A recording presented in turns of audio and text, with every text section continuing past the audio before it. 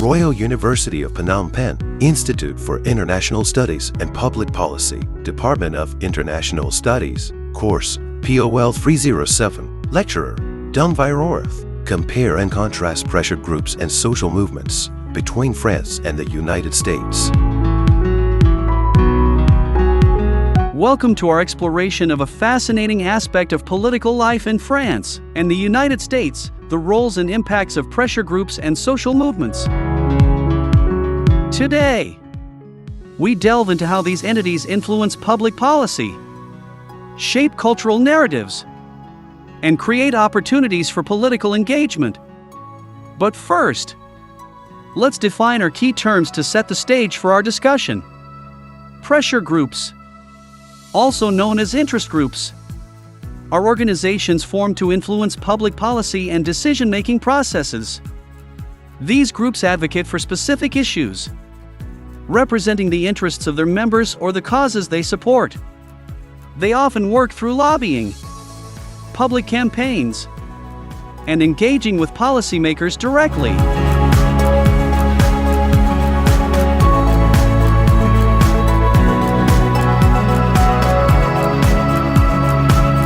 On the other hand, social movements are more broad-based, often emerging from grassroots efforts. These movements seek significant social change and are usually characterized by their collective, organized actions. Social movements can address a wide range of issues, from civil rights and environmental justice to economic inequality and beyond. Both pressure groups and social movements play crucial roles in constructing political connections and creating political opportunities. They bring attention to critical issues, mobilize citizens, and can lead to significant policy changes. In the following sections, we'll compare and contrast how these entities operate in France and the United States, exploring their unique contexts, opportunities, and challenges. We'll also look at their effects on public policy, advocacy organizations, culture, and participants, and suggest future directions for each.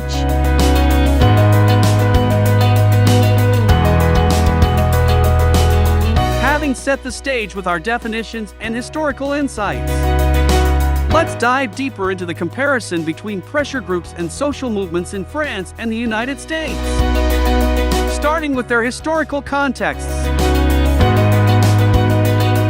In the United States, the early 20th century saw the rise of influential pressure groups such as the National Association for the Advancement of Colored People, NAACP, founded in 1909, which played a crucial role in advocating for civil rights.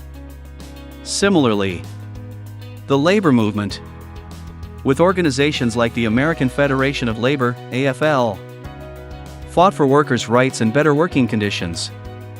During the 1960s, the civil rights movement emerged as a powerful social movement, leading to landmark legislation such as the Civil Rights Act of 1964 and the Voting Rights Act of 1965. This period also saw the rise of environmental and feminist movements, each galvanizing public support and influencing significant policy changes.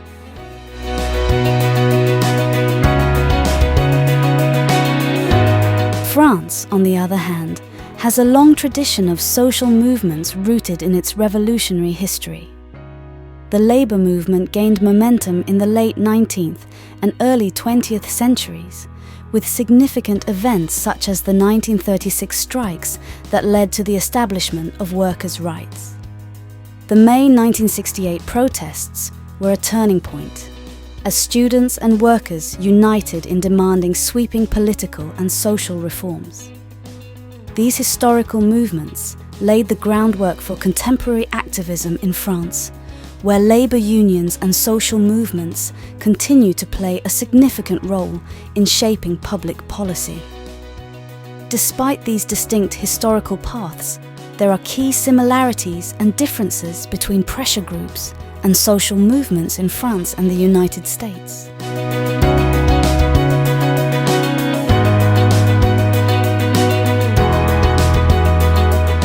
Firstly, the similarities. Both countries have a robust tradition of activism and advocacy. Pressure groups and social movements in both nations aim to influence public policy and bring about social change. Both utilize a variety of methods, including lobbying, public campaigns, and direct action. Now, the differences.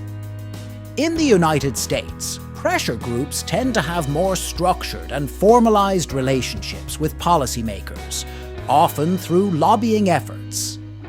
French social movements are more likely to engage in mass protests and strikes, reflecting a more confrontational approach to advocacy. The US has a more pluralistic approach, with numerous small pressure groups, while France sees larger, more centralized movements and unions. These differences reflect broader cultural and political distinctions between the two countries. In the US, the emphasis on individualism and pluralism shapes a landscape with many specialized interest groups. In France, the strong tradition of collective action and centralization leads to fewer but more influential movements and unions.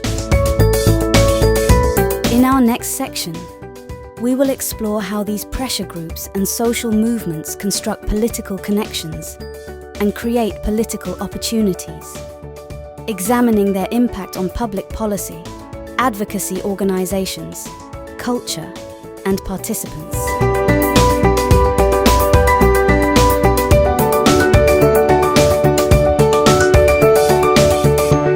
In France, the organizational structure, the techniques of public relations, and the tactics that are used to win access to parties, parliament, or administration vary with the nature of the interests represented by the groups. The cult of the small and the marginal, still widespread in France, has allowed such organizations as the Fédération nationale des syndicats d'exploitants agricoles, representing all people actually engaged in farming, the Confederation of Small and Medium-Sized Enterprises, various veteran organizations, the truckers and beet growers to seek support through loud and often violent publicity campaigns. Their pressures sometimes extend into the very chambers of Parliament. Less noisy but still insistent are various organizations of civil servants, while organized labor as a pressure group is handicapped by its pronounced internal divisions, by membership fluctuation, and in the case of the Confédération Générale du Travail.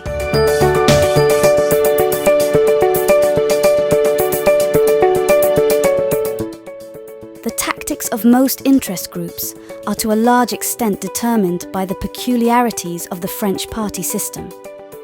Where political parties are little more than a network of personal relations, interest groups have other and generally easier means of access than if they would have to deal with disciplined and well-structured party organizations. Hence, pressures are once more exerted on individual deputies who can vote, move private member bills, or propose amendments to pending legislation without effective interference by the party to which they belong. The United States, on the other hand, pressure groups play a key role in the US political system by influencing public opinion, policy making, and election campaigns. They represent the interests of their members or causes to the government, often by lobbying politicians, organizing protests, or running awareness campaigns. Some large and wealthy groups, like the National Rifle Association, can have significant influence on politicians and policy development through donations and campaigning. The tactics of most pressure groups is to use a variety of methods to achieve their goals, including direct action, lobbying, legal action, public relations campaigns, and electoral activism. Direct action involves strikes, sit-ins, or demonstrations to attract media attention and public sympathy. Lobbying involves direct interaction with policymakers to convince them to support the group's interests. Legal action can be used if a group believes a law is unfair or should be interpreted differently, or if they believe their cause or members' rights have been violated. Public relations campaigns involve influencing the opinions of the public, lawmakers, or other relevant audiences through media campaigns. Electoral activism includes activities such as endorsing candidates, contributing to campaign funds, and encouraging members to vote.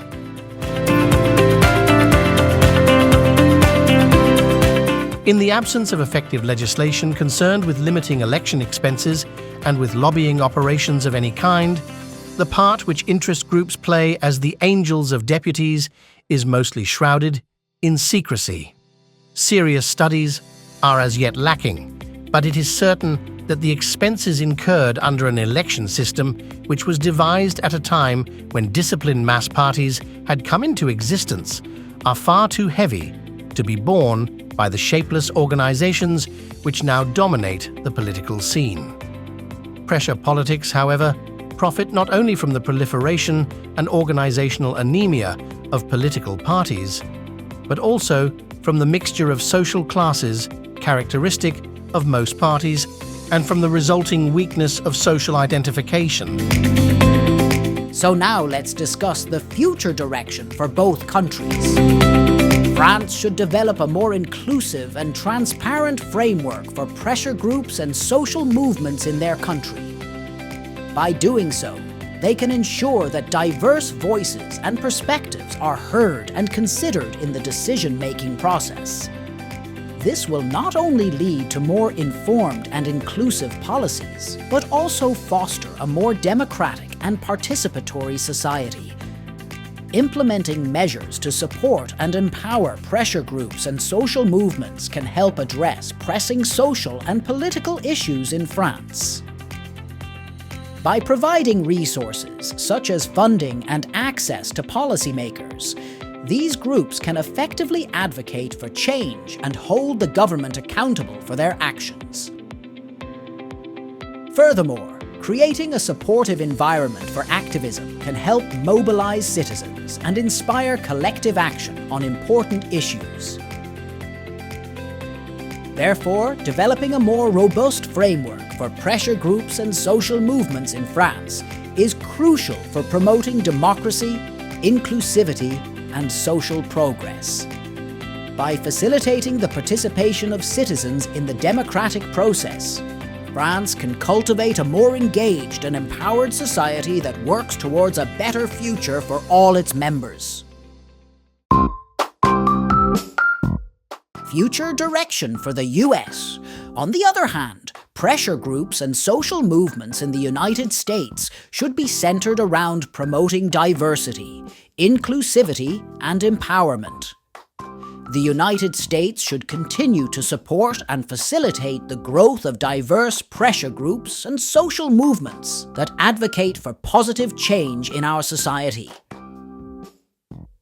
It is crucial for the government to create an environment that allows for the free expression of ideas and opinions, as well as provide resources and platforms for these groups to organize and gain visibility.